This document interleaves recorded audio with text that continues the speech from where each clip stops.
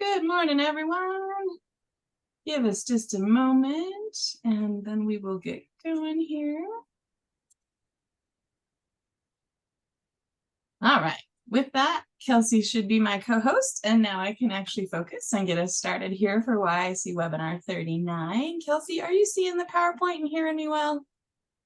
All right. Thanks, friend. Okay. So with that, let's figure out which screen my click is on. There we go. All right, so here is our agenda for today. As usual, I'll do our mindfulness. I got some quick updates from USBE, and then I'll do presenter introductions. So after me, we will be hearing from Sherry DeVore and Marci Platt, who are with the Division of Services with People with Disabilities. And then after Anne, we will, or excuse me, all the things at once. After Sherry and Marci, we will hear from Anne about check and connect data and 5-minute mentor activities. All right, so for this morning's mindfulness moment, I just found a quick activity for us that's just some affirmations. I felt like with all the hustle and bustle this time of the school year, it made sense just to remind ourselves that we can do simple activities that just take a moment to take a step back, take a deep breath, and remind us we can do hard things and enjoy the fun while we're at it. I found these with just a quick Google search, and I've been using them the last 2 weeks, especially since, whether you will believe it or not, the Queen of Halloween has not finished her decorations yet this year. So, but my goals are coming together, not quite seamlessly, but they are coming together. So I really enjoyed these affirmations so far this month. All right, so with our mindfulness moment, we'll move on to the updates. Like I said, so over the summer, the Youth in Care team expanded, and it is now the Youth in Care and Absenteeism team. Here are our teammates. As you know, I'm the program specialist, and I think you've met our coordinator, Benji Carrier, before. Of course, our amazing YIC education specialists, Julia Armstrong and Dave Solomon, and our new Executive Secretary, Kelsey McKnight, who is our co-host today. Thank you, Kelsey. And then we have 2 prevention specialists with us now, Amy Steele-Smith and Aspen Florence. Amy and Aspen take care of the absenteeism for us, and the rest of us are taking care of the Youth in Care kids, but together we're just working to improve those dropout rates and graduation rates. All right, so that takes care of our updates. Now I will introduce our presenters. So first I have here is Sherry DeVore with DHHS. Sherry has worked with the state of Utah for 21 years, starting out with the Division of Child and Family Services as a caseworker. She has been with the Division of Services for People with Disabilities since 2017. Her extensive knowledge of DCFS helped her in her current role as a state match program specialist. Sherry currently works with DCFS in the Division of Juvenile Justice and Youth Services. One day I'll get used to that name change. They're administrators and caseworkers to help. Oh, goodness. My screen sharing seems to have done something here. All right, friends, bear with me just a moment. All right. Let's see. Okay, did that fix it? All right, okay. Back to Sherry. All right, I think I was mentioning that she worked with DCFS and DJJYS administrators and caregivers to help facilitate youth in custody who have disabilities across DSPD services.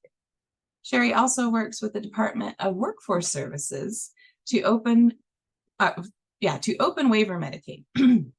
Sherry is also part of several ongoing meetings with USBE, DCFS, and DJJYS to help identify, coordinate, and work through challenges that arise, such as the UCC-YIC and subgroup meetings.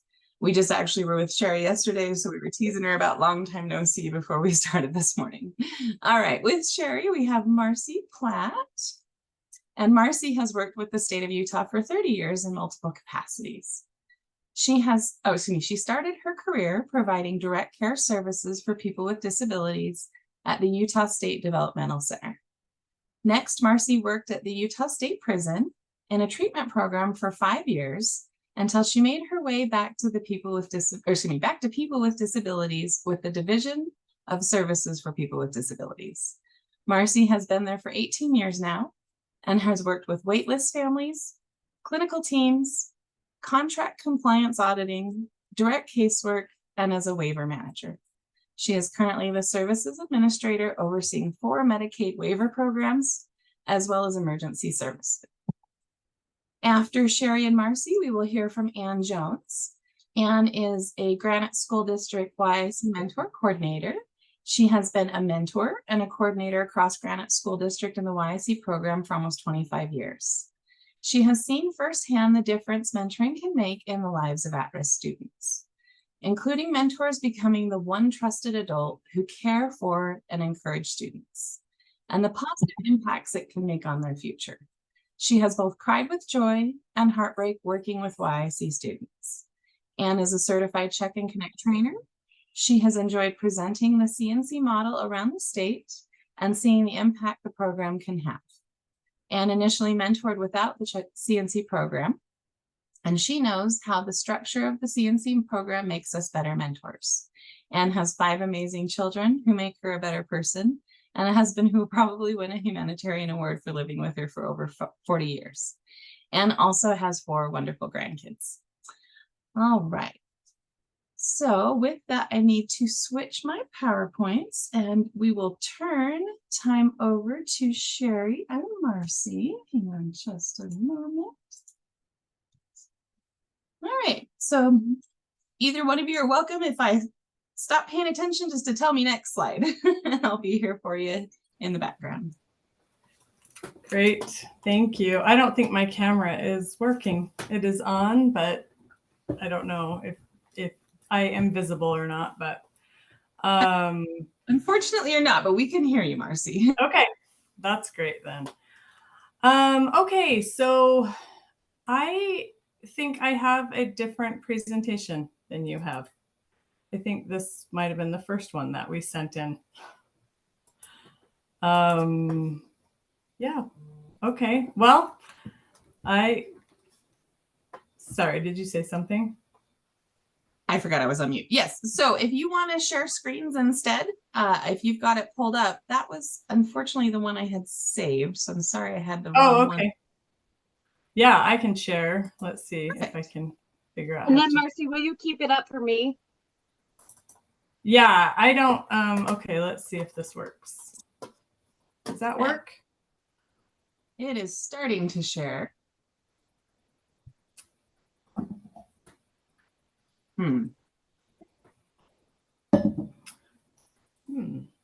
It might be stuck. So let me go back to my email and find the most recent. It does say double click to enter full screen mode. Is that anything, or do you have to do anything, Amanda, to allow her?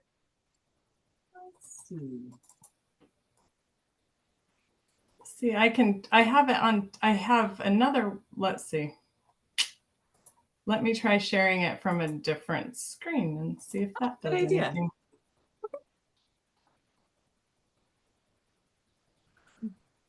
Is that one coming up? Marci, what if you send that one to Amanda real quick and then we could just pop that one up? Yeah, okay. That's so weird that it's not.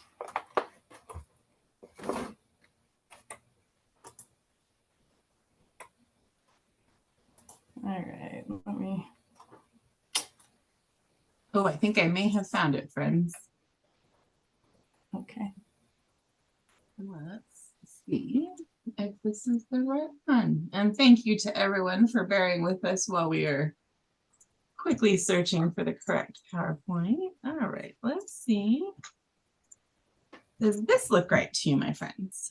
That one is correct. All right, we found it. Hooray! Excellent.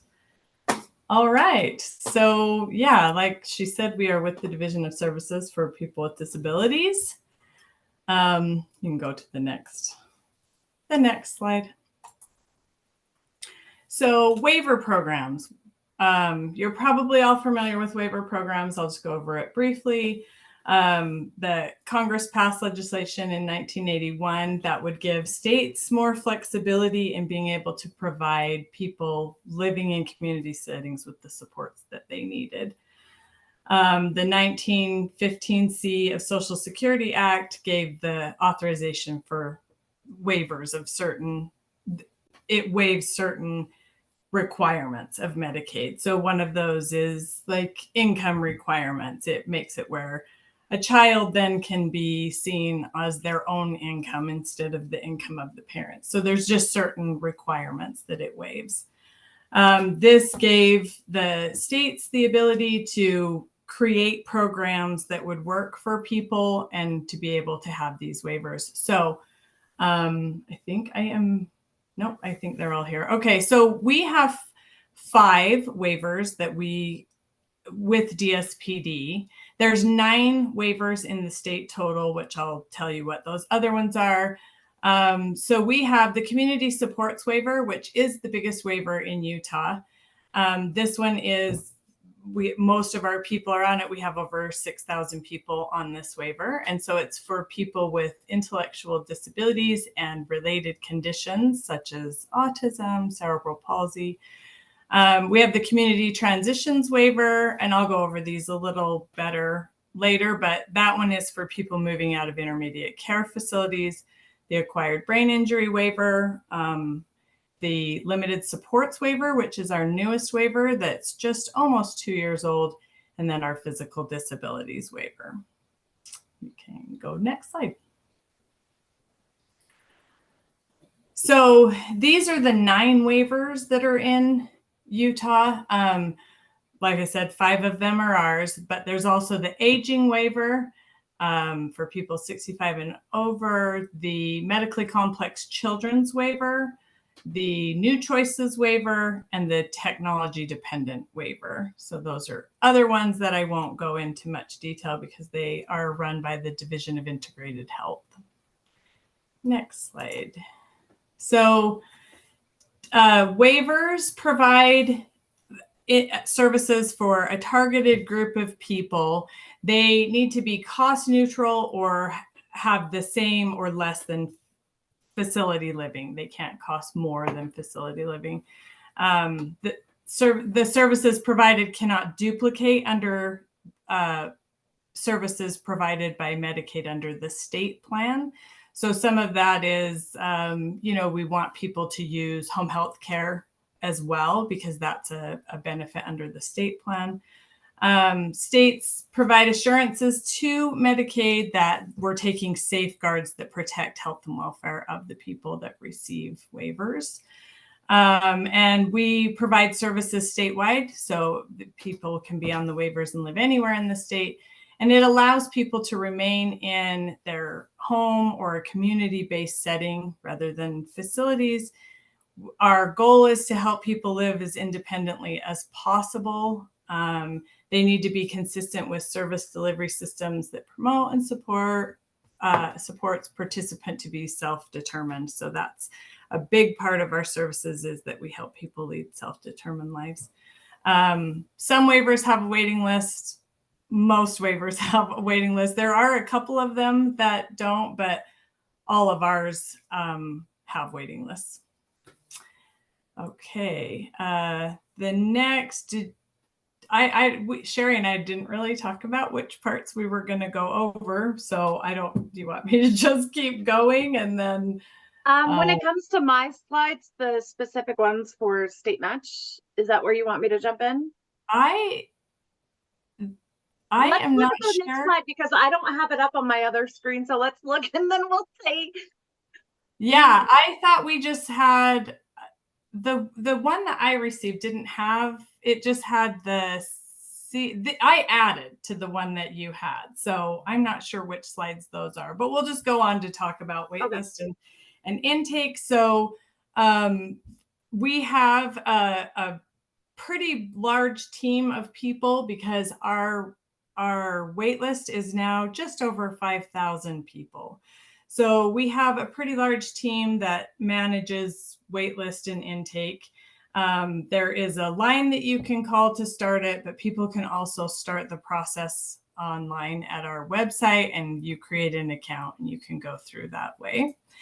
You can go to the next slide. So if you call, you'll get to speak to an intake worker. they send you just a one-page form that you can get started on in answering the questions. Or if you create a account online, you can start the whole process there and start filling out the packet. So we use My Steps, and that's where people create an account with. Like I said, we have a really big team of people that handle waitlist and intake. I think we have 15 waitlist workers now. They do have very high caseloads, but they are really good to help people walk through the process, get the forms filled out. So I just always tell people, don't hesitate to call your waitlist worker if you are having a hard time with your forms or anything like that. They're really good to help. They're a really good team. Okay, the next slide is our eligibility criteria for the limited supports waiver, the community supports waiver, and the community transitions waiver. So they all have the same eligibility criteria. If it is intellectual disability or related condition, they have this lists some of the things that are related conditions: Down syndrome, autism, fetal alcohol, cerebral palsy. Additional medical diagnosis that would result in developmental delay may also be eligible for young children. A diagnosis of ID or on the autism spectrum disorder must have an onset during the developmental period and must have supportive testing. We do psychological testing. We don't require neuropsychological testing. So, but we also will order a psychological for people if they don't have the correct kind of testing. So a medical diagnosis would need to come from a medical doctor.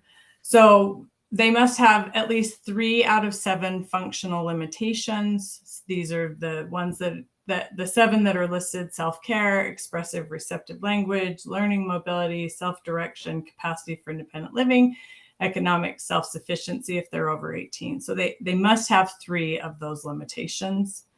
The psychological evaluation for over 7 and a developmental assessment for people under 7. So I won't go into all of that, but it's pretty standard testing. Okay, the next slide is about our programs that are administered through the division. So our statement is promote opportunities and provide supports for persons with disabilities to lead self-determined lives.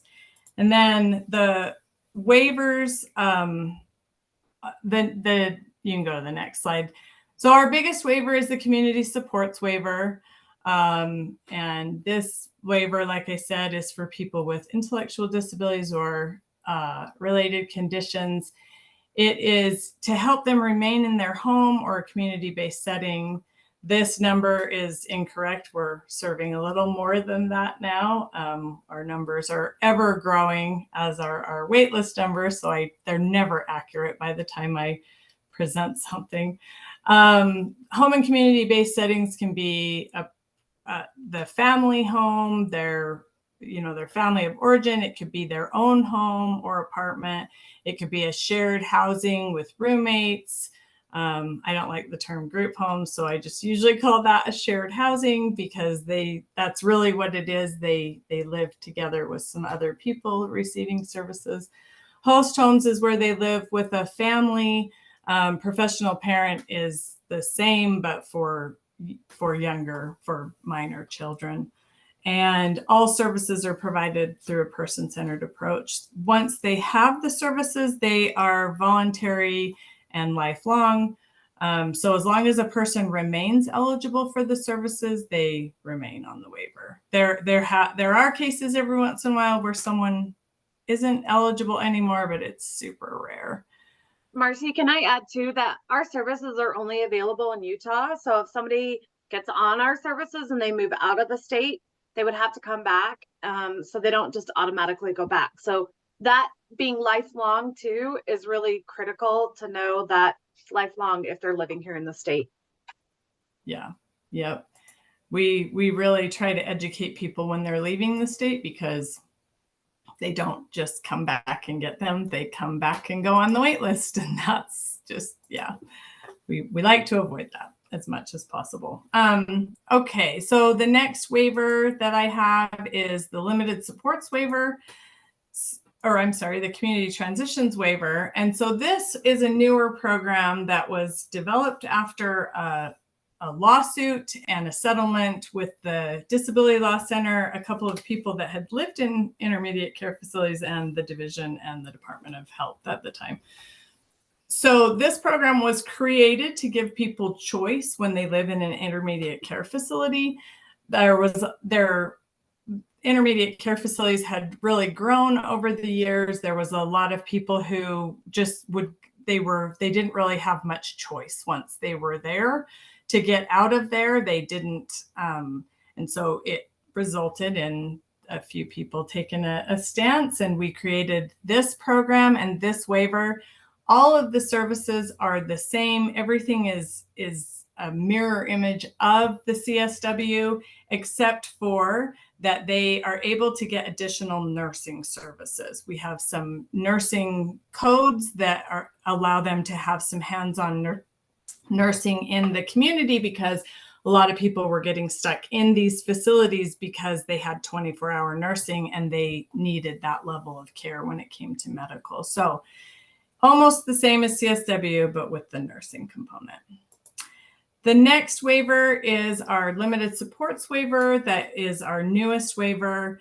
It is, it's only been around just under 2 years. And this one is because our wait list is needs-based and people are ranked, and because it is so large, people that were at the top of that, whose needs were ranked to be the least, really just didn't have much shot of getting services. And so we created this waiver to help those people at the top that really still need the waiver. They still need the Medicaid benefits, but they really don't need a lot of supports. And so they just were never going to come off the wait list the way that it was. So this gives people the ability to have it's gone up a little bit since it was started to $20,834 per plan cycle.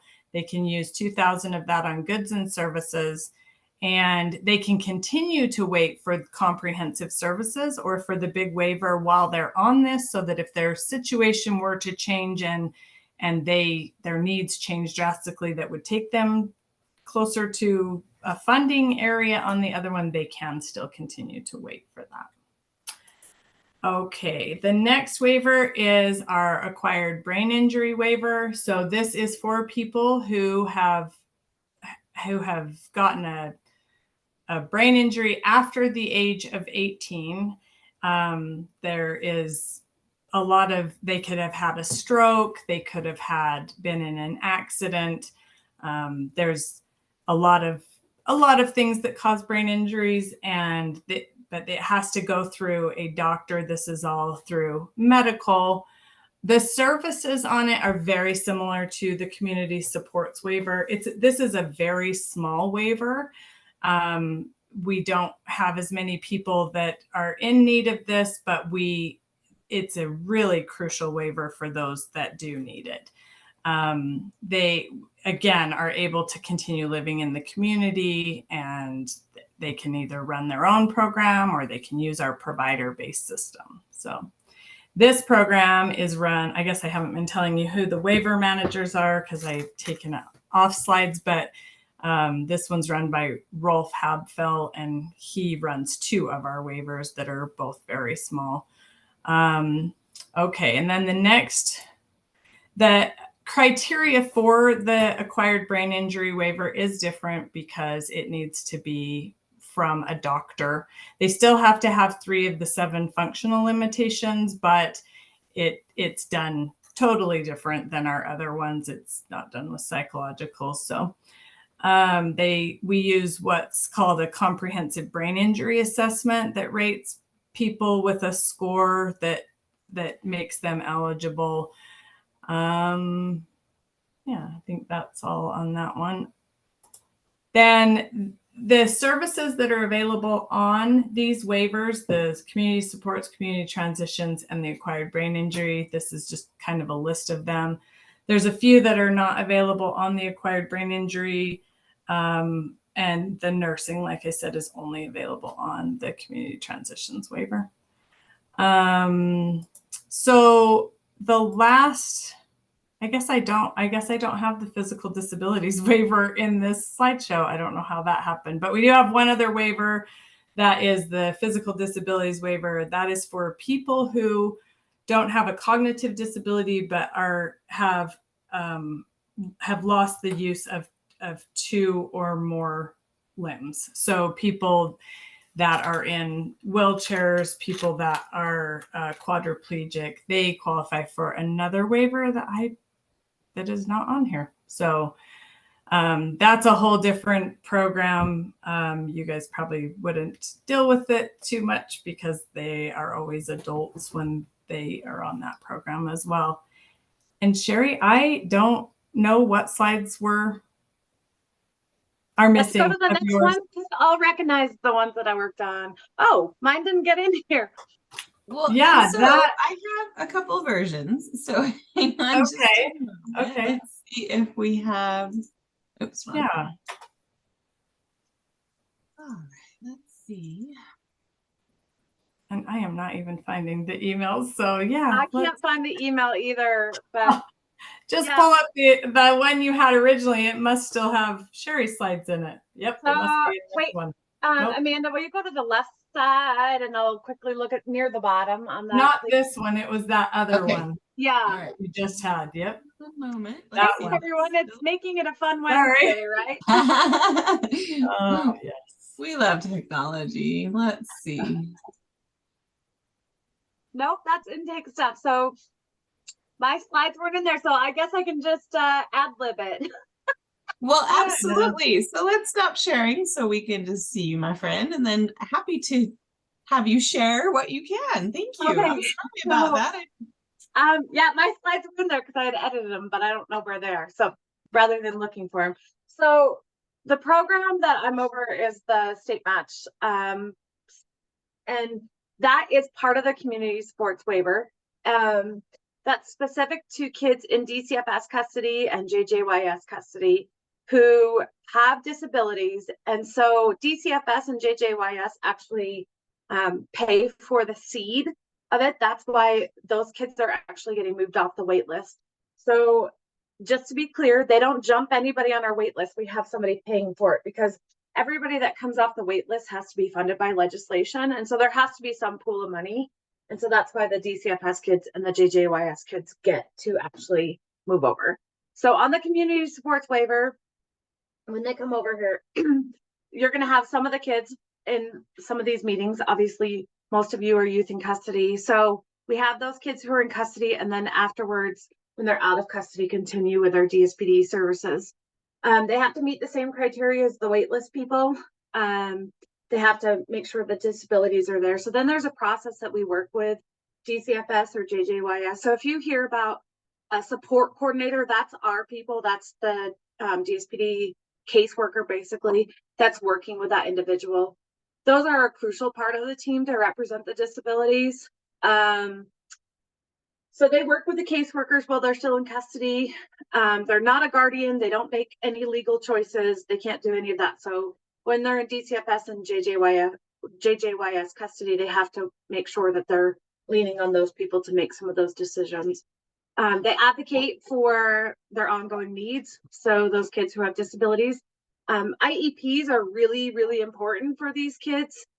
We don't, as Marci stated before, we don't pay for duplicative services. So while a kid's at school, and if there's school time, usually the 9 to 3 time, we can't pay for services, even if the child's not attending. So it's really critical because there's a big law. What was it? It's not a law, Marci. It's what was the school act thing? Code? Is it a code, Marci? I think it's in rule. Rule. Okay, thanks. I couldn't remember what it was that actually prohibits us from having duplicative services. So the IEPs are really important for these kids. think that's kind of where I am, because we don't want to get too far into the weeds of this because it's mostly on the DCFS side of things getting these aligned, but kids have it and they have the services. I can't recall all what was on my slides either. So I think that's it in a nutshell. Marci said these services are lifelong as long as their guardian is willing and wanting them to participate. So that could be while they're in DCFS custody, the caseworker, and then when they're out of custody, their parents. So I think that's it for my piece. Yeah, any questions?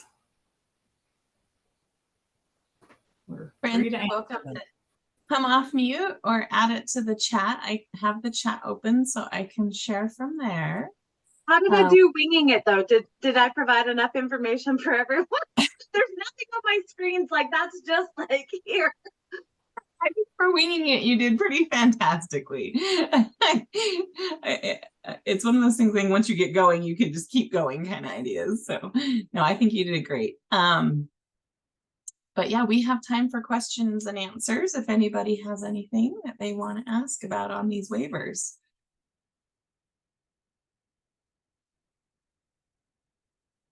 Could I ask a question that we run into a lot of times when we have kids that are YIC and DSPD? It just seems to be a real fuzzy area. How do we know? We're having a hard time knowing if a kid, okay, if he's DSPD but not necessarily YIC, should we be pushing out services to them, or is it only they have a caseworker? So at that point, when they're no longer in DCFS or JJYS custody, but they are receiving DSPD services, they have still equal opportunity to attend school, be participating in all of the services at the school. Since DSPD can't be paying for those services, that's actually what we would say is, yes, please serve those kids just like you would be serving any other child in your district. Well, and maybe a good thing for just explanation purposes is anybody that is in our services has a caseworker with us. So even the kids that are in custody or just kids in your school system that are not in custody, they have a caseworker called a support coordinator. And that person is coordinating all of their services and is always a good person for you guys to be in contact with on their IEPs, on how things are working, on, what changes need to be made. And sometimes that is information that gets lost and the schools don't always know who their support coordinator is. We're always happy to tell you if you don't have it down and you don't know who to contact, but because they are kind of the gatekeeper and the coordinator of all services, we love to see them involved with the schools as well, because they can give you information, they can, help decide what is best for the child and how their IEP would work best and everything else. So that's just something to note. So is there any documentation that the caseworker, the DSPD caseworker, would give to us so that we would know, a kind of equivalent to the YIC student information or intake sheet that we get from DCFS and JJYS? Is there an equivalent that we could be getting from DSPD so that we have the information on the student? I don't think we have anything specified, a form like that, but that caseworker is always able to work with you guys and get you any information you need. Okay. And they don't work directly for DSPD. They are contracted with us. So you can always contact someone in DSPD too if you have other questions about their eligibility or their services or whatever. And we're happy to help however we can. And just having a form would be really super helpful to us. Just if you look over what the YIC intake looks like, it allows us to know if there is an IEP in place, if there's any, what the previous schools were, so we know where to look for grades, just different things like that. I mean, if we had a wish list as mentors, it would be to have a DSPD form that came to us with that information to help us start working with the student. Yeah, that's really good feedback. I appreciate that. And I will, could I have somebody send me what that form is that the YIC, Marci, I can do that your right form now. looks like?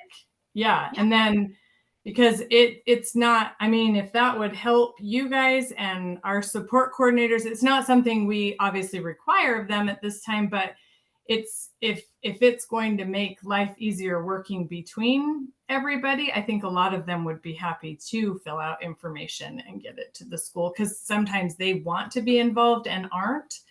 And because they're coordinating all those services, they really should be. So yeah, if you'll send me a copy of that, and I will look into what we could create that would maybe be similar and not give protected information, but give you enough information. Yeah, and if I may chime in here for a minute, Amanda, I just want to be clear about YIC funding does not always specifically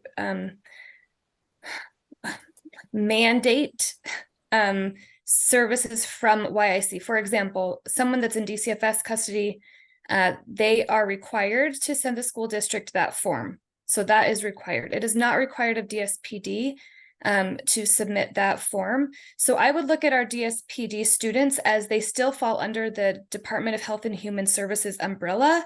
And if you have the capacity to serve them, we would encourage that. However, they're not the first priority as far as YIC students go, unless they are also in the custody of DCFS or JJYS. That doesn't say don't serve those students, but it is at your capacity. Just like you might serve a student that is in DCFS, that is receiving DCFS services, but not necessarily in the state's custody, you can still also support those students at your capacity. So that would be up to each LEA individually. And I think a form would be great. However, I don't want to necessarily mandate a form, because then it's also suggests that we're mandating the service. But if a student at DSPD could benefit from the Check and Connect mentoring services, I would encourage a form to be submitted to the school to access those services. Is that making a little bit of sense? Yeah. I just want to make sure we're clear. That's a good clarification. Thank you. But I do think you guys having more information about our kids would of course be helpful, but maybe not as detailed as what you get there, but just additional information. Then you would know kind of where their needs are a little better, even though they're not custody kids.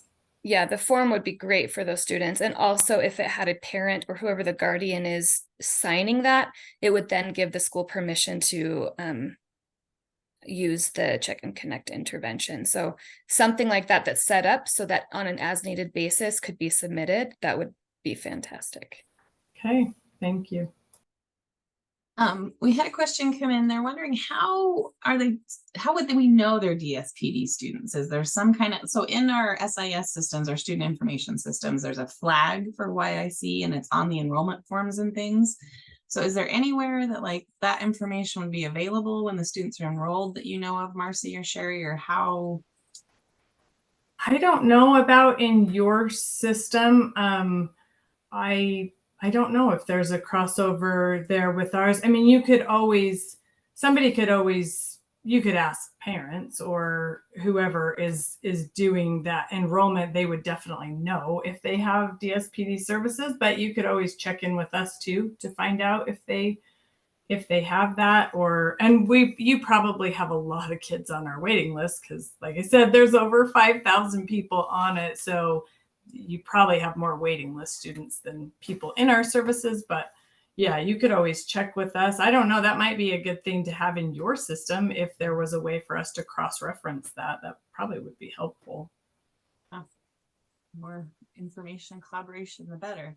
In the chat, Carolyn shared that their district prints off a form for all the students, such as Foster, McKinney, Vento, and Native American. Oh, excuse me, a list, not a form. So Jordan is keeping track of the kiddos the best they can that way. So I'm wondering too, because I'm new to some of this conversation, if anybody has worked with a student, and you know, made sure the IEP and all the things are working well. Has anybody had a chance to work with their DSPD waiver support support coordinator? All the terms. I love how we have different terms for very similar roles.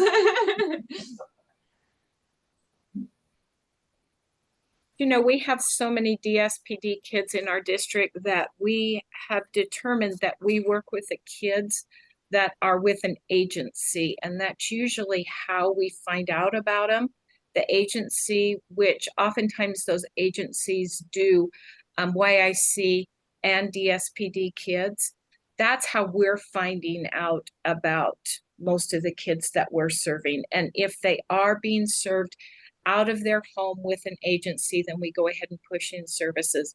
If they're DSPD and they're in their home, we don't really have the capacity to serve everyone that's DSPD. So that's how we've kind of made a determination. But I agree, one of the big problems we have is that we don't know, unless an agency tells us about them, we don't know about them. Yeah, that makes sense. So if they're living in a home with a provider, that would, yeah, they would be involved. But yeah, that. Marci, I don't know. The list just keeps growing on our providers, but since we're already doing the youth in custody meetings with Julia and Benji and everything, and Kyla, is that a place that maybe you could share those providers, and then that would start flagging it maybe across the state that if somebody's living in one of those, that they may be getting Our DSPD. provider list is so extensive, and providers could take them that we aren't even aware. Like we have, yeah. I'm not sure how we would share that. Like obviously, all of our providers you can find on our website and know if they're our provider, but yeah, that list would be pretty extensive. Sorry, my dog's getting into trouble. I gotta get something in a second, but my spreadsheet has all of the kids who are in custody on DSPD. So I don't know if we want to just simplify that, because that would be my list of running people that right now currently throughout the state, there are 86 kids in foster care receiving DSPD services that are connected with the state match. Now there may be kids that are in custody and not on DSPD and trying to get on DSPD, but currently throughout the state, we have 86 kids. So I'll work with you and Marci offline, and we can get that submitted securely. And I think that could go in collaboration with the DCFS report that Julia sends out to the districts, just so we can help identify those kids and help provide services where we can. All right. Thank you. Any other questions?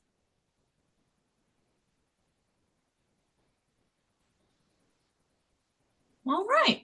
Well, I don't see anything else in the chat, so I think we will thank Sherry and Marci for their time. Sherry, I hope the dog didn't get in too much trouble. I know how that he goes. needs to go out, so that's why Oh, she's like fair. Okay. angry.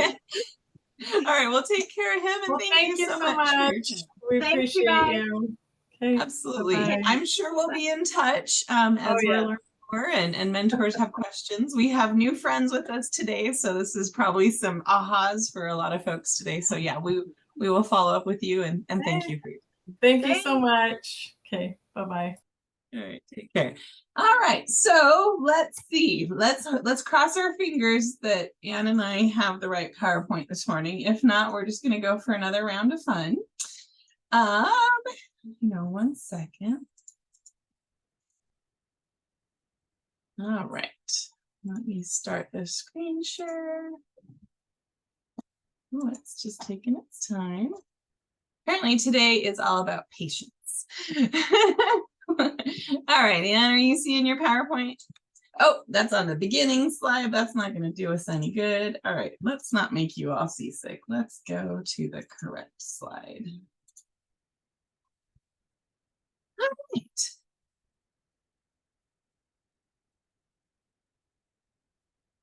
Guess I should unmute myself then, right? Will that That be probably would help.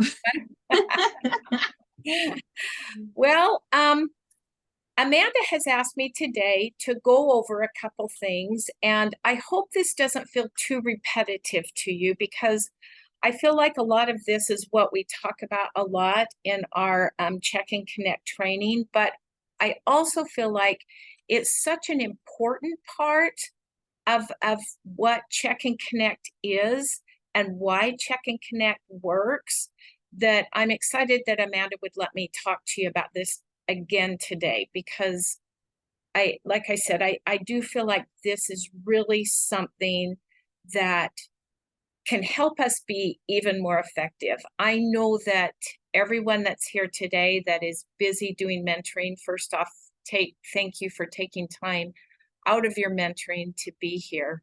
But I know that one thing that we all try to do is to be as effective as we can when we're meeting with students. So what I'm going to be talking to you about today is about the Check and Connect data that we're collecting, protective factors and how they interact with that data that we're collecting, helping us to find new ways to figure out the whys behind some of the data that we're seeing, and then also helping us kind of know how to integrate our 5-minute mentor activities with the data and the protective factors. So I don't know if when I just said that, it sounded like it was probably a little bit more ambitious than what this will actually be. So lower your expectations and you'll be fine. So what I want to talk about today, see, Amanda reads my mind, so she knows when to flip the slide. Thank you, Amanda. Okay, you're all probably very familiar with this slide right here, because this is one of my favorite slides in all of the presentations that we do when we're training for Check and Connect. And the reason being is that I think this sums up exactly what we're supposed to be doing with mentoring. What we're supposed to be doing is we're supposed to be finding every protective factor in a student's life. And we're supposed to be emphasizing that and bringing that to a place where it can really be an incentive for the kids, and also a way that we can help them to get on that wheel of success. That we find good things, we find all the good things we can find and emphasize that, because we all know that when our kids start to have successes, then that means they're probably going to be having more successes. And so that's what we're looking at. And on the other side of that is the risk factors. And as mentors, we are trying to diminish any risk factors in their lives, whether it's that they're behind. I've had students come that have never been in school before. In fact, I got one this week that the mentor wrote on the intake, this student has never been in school before. Definitely a risk factor. How do we diminish that? How do we help that student get caught up? How do we help them not go into a situation where they're destined to fail? So how do we take any of the risk factors in our students' lives? And we know the first and probably the biggest risk factor that they have is that they're in care. They've been taken away from their core family. So I'm sure all of you are familiar with this protective factors framework. And what this is this is what's been identified as some of the protective factors that really can be significant in kids' lives, that can help them to get through the difficult situations and overcome the risk factors that they have. We have resilience. I'm sure some of you have I'm sure all of you have worked with kids that you first meet them and you go, this kid's resilient. I don't know what it is about this kid, but this kid's got some resilience in them. And so protective factors want to train us how to build that resilience, how to help them, like I say, get on that wheel of success and makes them become more resilient. Protective factors framework wants us to help our kids learn social connections. We all have kids that they don't know how to be socially appropriate. I had a first grader years ago that his only way of interacting with kids was to slug them and to hit them and to kick them. And when you read his background information, you thought, well, of course, that's exactly how he would know how to make social connections. And as inappropriate as it was, that's what he had.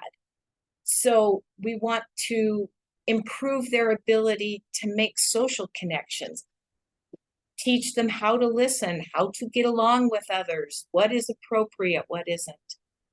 A knowledge of adolescent development. And we know that oftentimes the kids we work with have been put in situations where they have had to behave in a way that is not on level with the age that they really are. Kids that have been the parent when they're only 5 and 6 years old.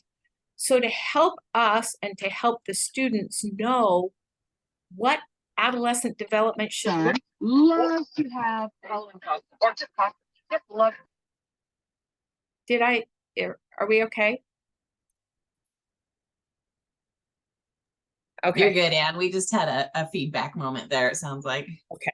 All right. Sorry, I didn't know if maybe someone was talking and I was ignoring them. So we need to know adolescent development. We need to know, but also the student needs to know, you know what? This is what you should be doing at this age. This is normal for a 12-year-old or whatever. Concrete supports in times of needs. Are we as mentors helping the students have the supports they need? Do they know where they can go for help and how they can get help? And then last, the cognitive and social development, how to do that. So many of our students have not had, because of the trauma in their life, they haven't had your normal cognitive and social development. So just wanted to go over with you real quick what these protective framework, or excuse me, the protective factor framework looks like. Did we go backwards? Okay, next We're slide. having the day of technical difficulties apparently today.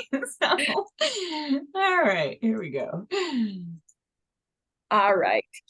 So one thing I really want to talk about today is how does our data help us identify what areas our students need help in?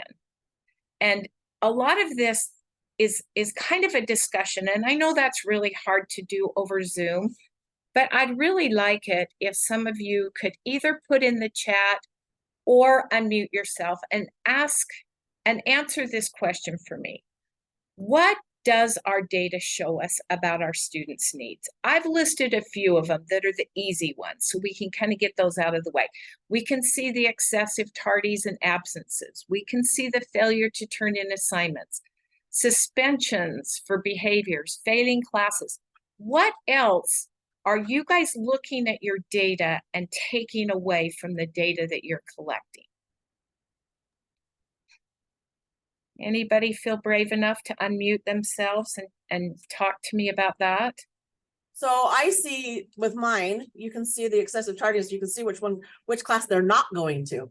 And Yeah. then you figure out why they're not going to that class, because there's certain ones they'll be tardy to or they won't go to. So Yeah. then we kind of figure that out. So that's one of the things with the tardiness and absences is you just got to pick which class they're not going to on a daily basis. So yeah, I can. and why. Yes, exactly.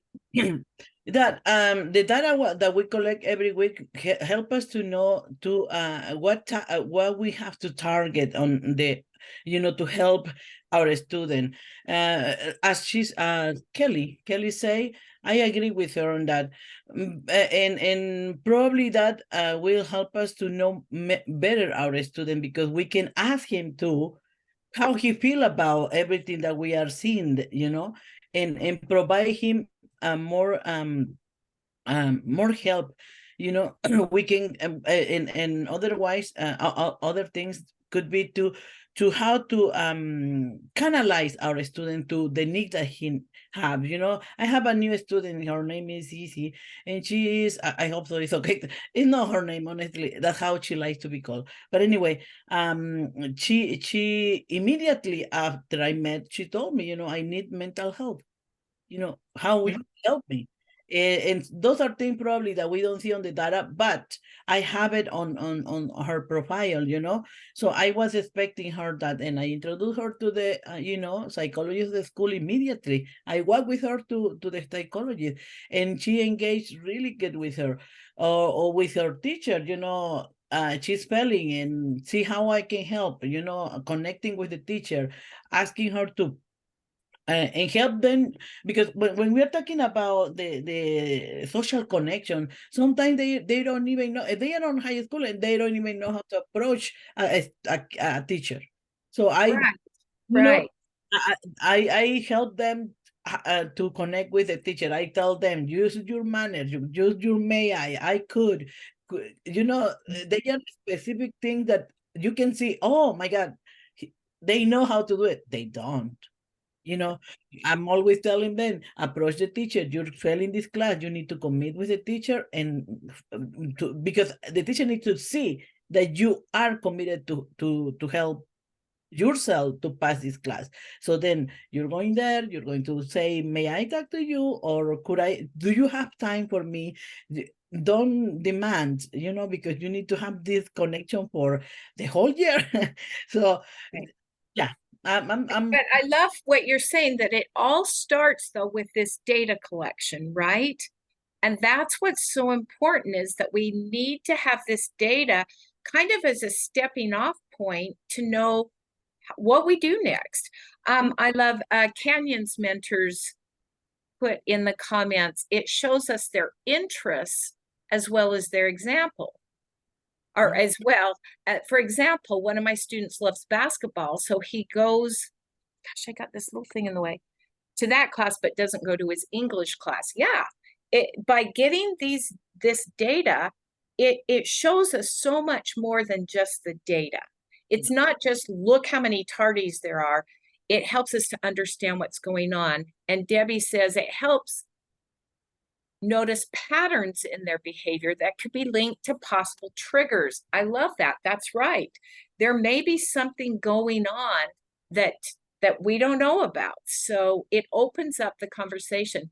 Can also help to recognize strengths in some different areas, educational likes, or maybe teaching that could be someone they are having a connection with. Yes. And then lastly, Matthew says, I am not. You want me to read it? And I can see it. Weekly data helps us develop our weekly mentor meetings, what to focus on and what to approach to take. Yes, perfect. And that's why the weekly meetings are so important. If we wait to collect data until the end of the term, like I always say, that makes Amanda happy, and we're all happy when Amanda's happy, but we're missing this great opportunity to let the data guide us where we need to go if we're waiting to collect the data just until the deadline of when we need the data. So yes, perfect answers. Exactly what I wanted to get at is that our data is our stepping off point. Our data is the place where we're going to be collecting all the information, so then we can figure out where to go, not just to give it to Amanda. And Amanda, I mean that in the most loving, kind way. But if we see kids that aren't turning in assignments, if we wait till the end of term to find out that that's happening, it's a little bit too late. In fact, the last week before the term ends is probably a little too late. So we want to make sure that we are collecting our data, we're using our data, and that we're collecting it in a way, in a timely manner, so that this data is going to actually be used to help our students and to help us be better mentors. Okay. All right, Amanda, next slide. So a lot of times, this is what hold on just a second, what our data can show us. It can show us in the academic area that there's failing grades, that they're falling behind, they're not turning in assignments. In our behavior category, not paying attention in class, or being the class clown, or they stop coming to class. With connections, it can show us that they don't have friends, they're not participating in activities, that they're eating alone, or how many of your kids don't eat at all so that they don't have to go into the lunchroom and be alone. Now, I took these different things and I categorized them into academic, behavior, and connections. But I want you guys to look at these things. Is there any way that some of these things are maybe miscategorized? Is there any situations you can think of where maybe a kid stops coming to class like we have under behavior, where it could not be a behavior issue at all?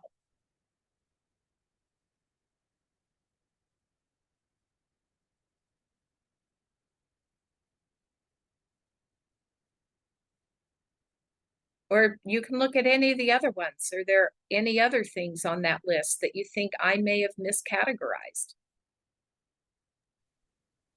Well, I'll give the easy example that always works for me in this case. If the stop coming to class for an academic reason would be that they don't understand math. Because I don't understand that. So that's always my easy example. Yeah, for sure, for sure. And Carolyn says acting out could be due to a lack of comprehension or understanding of content. Absolutely. I would rather get in trouble for being disruptive than get in trouble for being stupid, right? I So- have one of those right now. That I he causes all sorts of issues before he gets to class, or he gets in between classes. He causes all sorts of chaos, and then it doesn't have to go to class. So Yeah. I have another example just this week. My student was getting tardy to a class, and I was thinking, what is happening in a specific class? And you could say, well, she's missing the class because she wants or something. But when I talk to her and I say, why this class, and why what is happening, you know? And she told me, because I have anxiety sitting beside boys, and I'm sitting beside a boy. So the thing is, we need to find out exactly the motive of why our students, they are doing certain things, because we can say, oh my God, she just doesn't like the class or things like that. We don't, I always say, we don't, oh my God, it's gone. Anyway, but what we need to listen, you know, and we need to ask our students the reasons, because if we suppose, oh, this is what is happening, probably we are not going to get the result, a result for this problem that our students have, you know. You're right. You're right. Thank you for sharing that. Carolyn put something in the comments that I think is a really good thing. She said, what about it if you can see a student is most likely ADHD, but they're not getting medicated for it?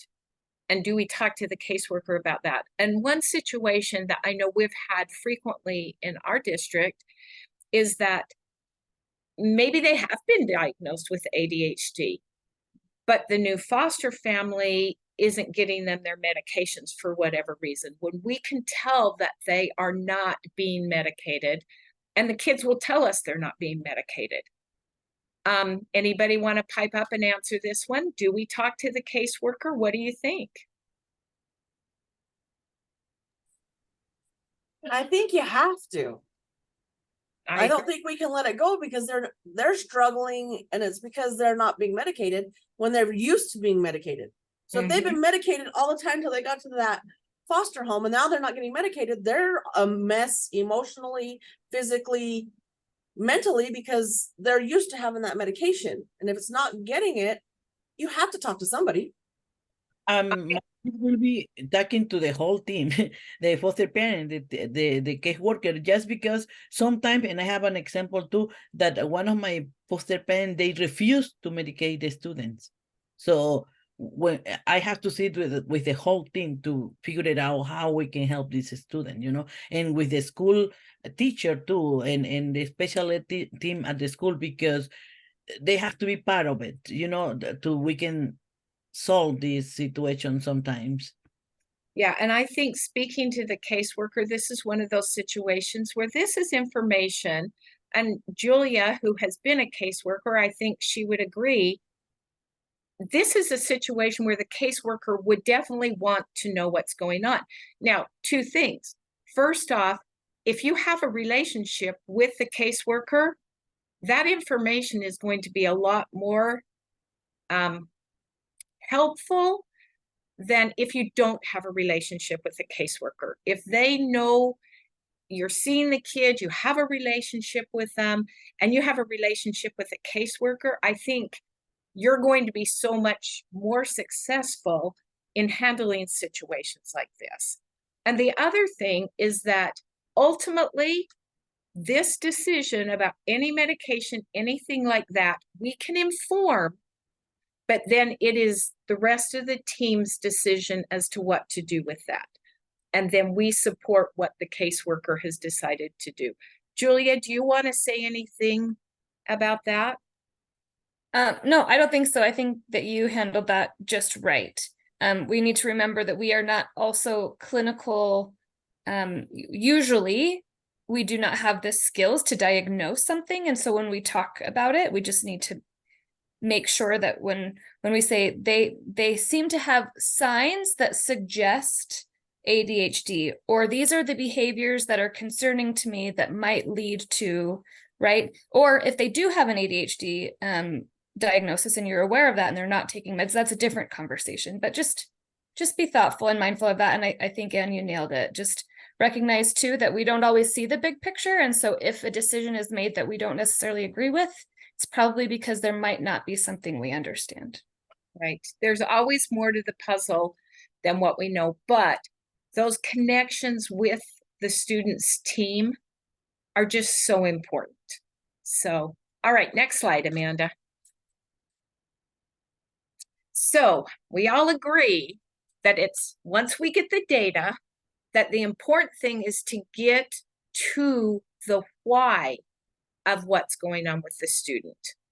And before we talk about these different ways that we can get to the why, I want to just say one thing that I think is so important, and maybe to none of the rest of you, this is a thing. But when I was mentoring, I remember thinking, oh my gosh, what if I guess wrong? What if I think that I'm helping this student and I'm really not? And I just want to tell all of you right up front, it's okay. It's okay if you guess wrong. If you guess wrong, you just say, oops, that was wrong, and just start on the next track. Because sometimes we let perfection stop progress. And I never want that to happen with our mentoring. If we don't have everything perfect, we can still go forward. Our mentoring world is a very messy world. And sometimes the why may not just be one thing. It may be several things. And it's okay. Just go forward. And if you come up with an intervention or something that you think is going to be great and it isn't, just try another one. It's okay. We don't have any mentoring police going around arresting people for guessing wrong. So do your best. But back to the slide. How do we get to the why? Okay, we've talked about the importance of the data. The data is going to give us all the red flags of what's going on. And it is an early warning system. If we have a kiddo that's going along doing well and all of a sudden things drop out, red flag.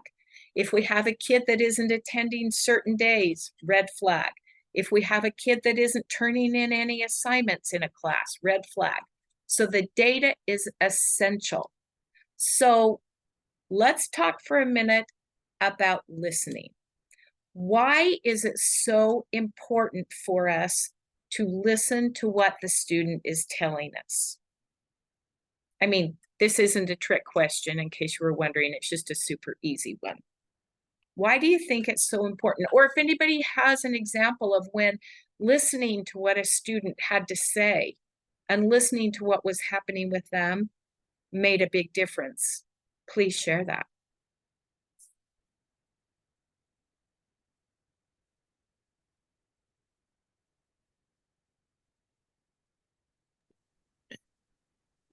Because because he's the only one that can tell us what is going on with him too. And the thing is, that's what I'm saying. We don't have to make assumptions of what we think is happening.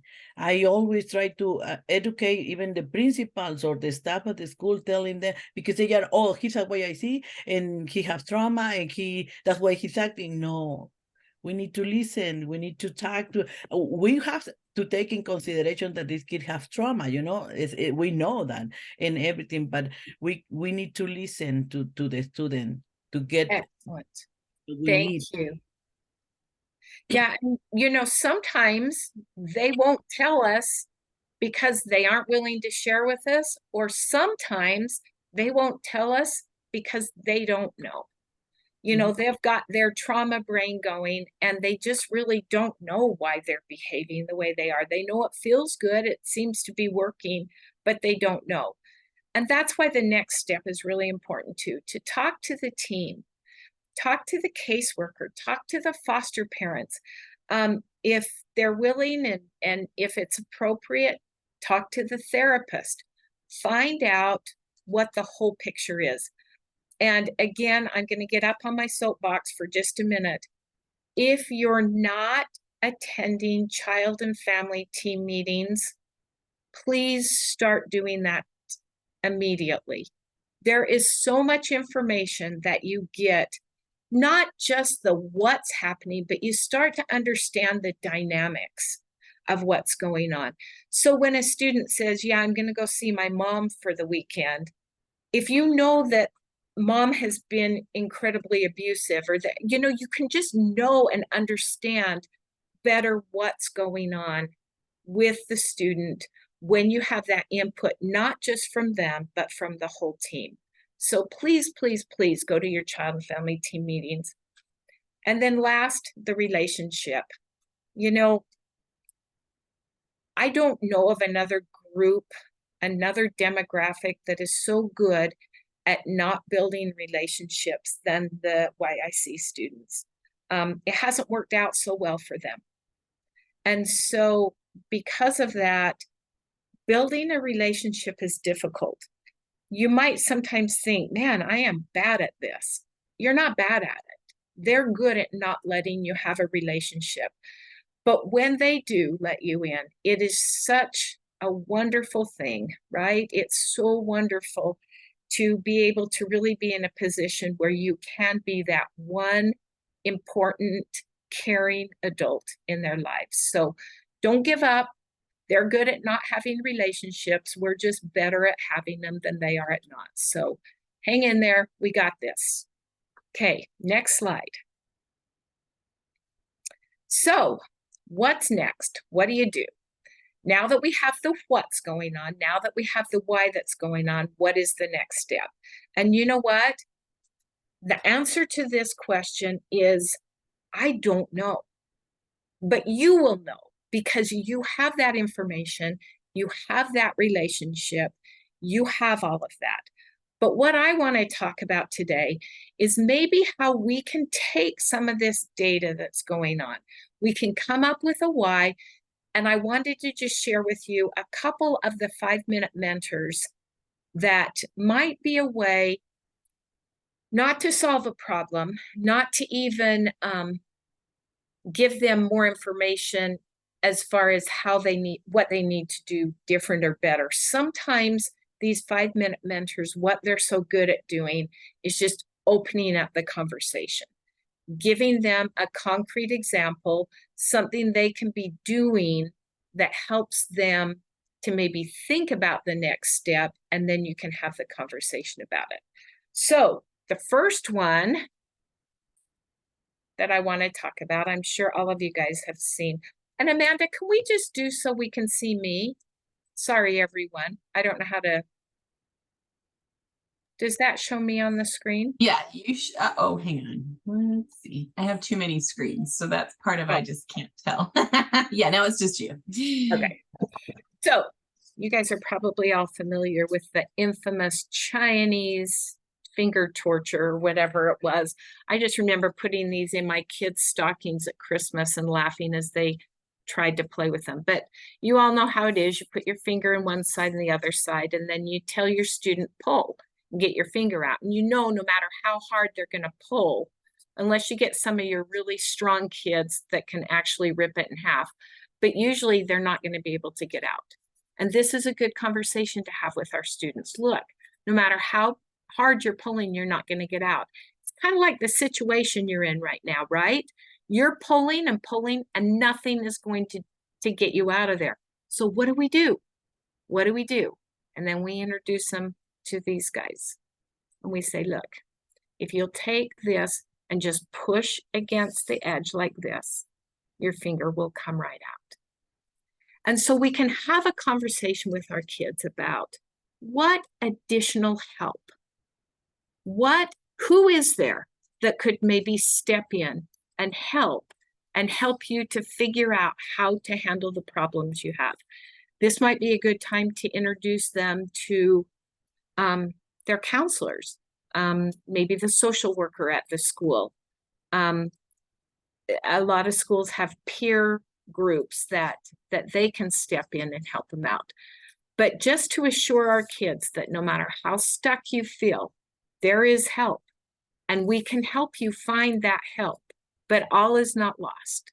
So there's a fun game, right? These are super cheap, guys. Fun thing to carry around in your bag. Okay, the second one that I brought, and I'm sure this is another one that you're all familiar with, is my handy dandy magic numbers game. And as you know, this is a game that you give to your kids and you say, okay, I'm going to time you and I want you to go from 1 to, I think it goes to 60. Yeah, 1 to 60. And I'm going to time you to see how long it takes. And so they take their pen and they start just going through from number 1 up to number 2 to number 3. And then over, this is to 4, and you time them and see how long it takes them. And then you say, okay, we're going to do it again, but I'm going to tell you something. If you will just fold your paper in half, then I want you to know that all of the even numbers are going to be on this side of the paper, and all the odd numbers are going to be on this side of the paper. And now that you have that additional information, let's figure out how long it's going to take you to do it now that you have more information. And you give it to them again. And then once they understand that one little trick, they can do so much faster.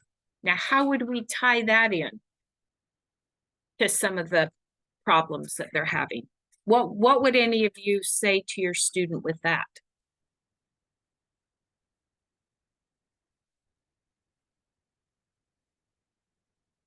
You know, I know you guys out there. I'll call on you by name if you don't start talking. Annie, what would you say? Well, I've got this one little kid and he's gotten himself so far behind, he thinks he's never going to get caught up. And I've been trying to introduce him to the idea that they do have after school help, they have tutors, and he's so stinking resistant. He tries not to smile, and anyway, so I'm trying to make friends with him and find out what appeals to him, to encourage him to accept that schoolwork is important. And I found out he likes computers and he likes 3D, with the computers, 3D modeling. And so I said, you pick your grades up and I'll find somebody who can teach you how to do that. I even went to Launch High School. They don't have the equipment, but SUU does. So that's my next step, is see if I can get him excited enough about that and say, okay, here's a goal. You can do this. Just what do you need to do? You just talk to them and say, well, are you doing your homework? No. Have you done it? No. Well, do you think you could? Well, yes. But so you find out what inspires them and maybe You try everything until you figure out what works for them. Yeah, I love that. And, I love what you were saying there too, that, sometimes opening these conversations is simply opening the conversation. You still have to go find the resources, but this can assure them that there are resources. And, okay, I'm just reading over here what Carolyn said. Ask questions when you don't understand and help them self-advocate. Yes, yes. Our whole purpose here isn't to solve all their problems for them. As much as we would like to, and let's face it, we are darn good problem solvers. It's part of why we do what we do. But our job is to help them learn to self-advocate and learn to help them figure out the problems, the answers to their problems. Yeah. But go ahead. No, I was going to say that our goal has to be that they are independent without us to, because they are moving everywhere. So we teach them how to be able to communicate with people, to create in them the idea that they are capable to, advocate for themselves. Because we will be with them for such a short period of time, right? So what we want is we want to give them skills. And some of these 5-minute mentors, that's what they do, is they just point them towards a skill. So let me show you my last one. I'm going to see if I can, I hope you can see this okay. This is a 5-minute mentor about prioritizing what they need to do. This represents the amount of time that they have in a day. Because, let me back up just a little bit. How many of you here, I just don't have time to get done everything I need to and sleep 12 hours a day, right? So it's like, I just don't have time. Well, this is a way to say, look, everybody, this is the same for everybody. This represents all the fun things that we want to do, right? This is the going to the skate park with your friends, sleeping for more than 10 hours a day, spending time on social media, eating, I don't know, going out to eat with your buddies. This is all the things that they want to do. And if they do that first, then all of the things that they need to get done, which is represented by these rocks, they're right. It just doesn't fit, right? We can't get it done. But if they're to get the things that are most important done first, if they're getting their homework done and working on their CAL program stuff and, getting the scholarship application in and doing all of the important things that really need to get done, then often when they want to do all the fun things, there will be time to do all of it. How's that for clever, right? And that's just an example that we can give them about, okay, what are your priorities? What are you focused on right now? What do you feel is most important? And how could we balance that so that there's time for everything? So, okay, Amanda, you can take it off of me. They've had enough of that. Let's get back to the slideshow. All right. Well, I think that is the majority of our slides, but let's get in there one moment. Okay, so that was our rocks. Oh, just one more thing. Oh, and it's not on this one, so we'll have to add it. Sorry, friend, go ahead. Okay. The one thing that I wanted to tell you is that these are available, all of these 5-minute mentors. I think we have, I don't know, what would you say, Amanda, about 30 or 40 different things in there? Yeah. And if you're interested in looking at those and using them to help point your students in a good direction, just email Amanda and she can help you with that. That was the missing slide. So yes, to access the Google Drive, because that's where we've got them, so you can download them and be able to print them out, add them to your resource finder and other places. We've got them there for you. So just email me and I will get you access. We also have the companion training that goes with it.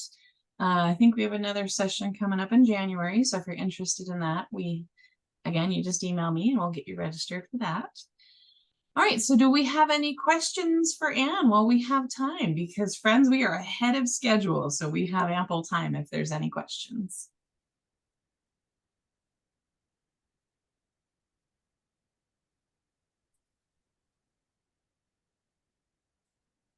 Well, there's probably not a lot of questions because, especially from the responses that you guys had at the beginning of this, I know this is all second nature to you. And I know that a lot of you are amazingly good at doing this. So I just want to tell you guys, thanks for all you're doing, but also thanks for the opportunities that we get to come out and to meet you and to glean some of the things that you're doing in your schools to help across the state. So you guys are amazing, and I am so glad I'm on your team. Well, thank you, Anne. I know the feeling is mutual, hence the reason I asked you to present today. So I love it. We have had a lot of folks get trained in the last, 6 weeks. So we have new friends with us on the Mentor Army as well. So that's always a great thing. As well, if we end early, I think we will all be thrilled to have 30 minutes back in our day. So I'm not seeing any questions or comments in the chat.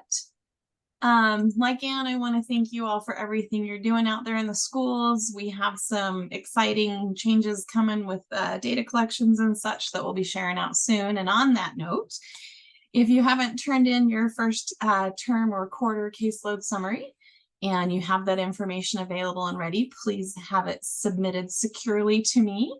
You're always welcome to reach out if you have any questions on how to get that sent in, or if you need me to send you a secure file transfer. So again, thank you so much for your time this morning. I will get the recording edited and posted in about a week or so on the YIC YouTube channel. And in the meantime, if somebody needs a copy of the PowerPoints, once we get them fixed, I'm happy to share those out. And I hope everyone has a great rest of their Wednesday and a happy Halloween. All right. Thanks, friends. Have a good one.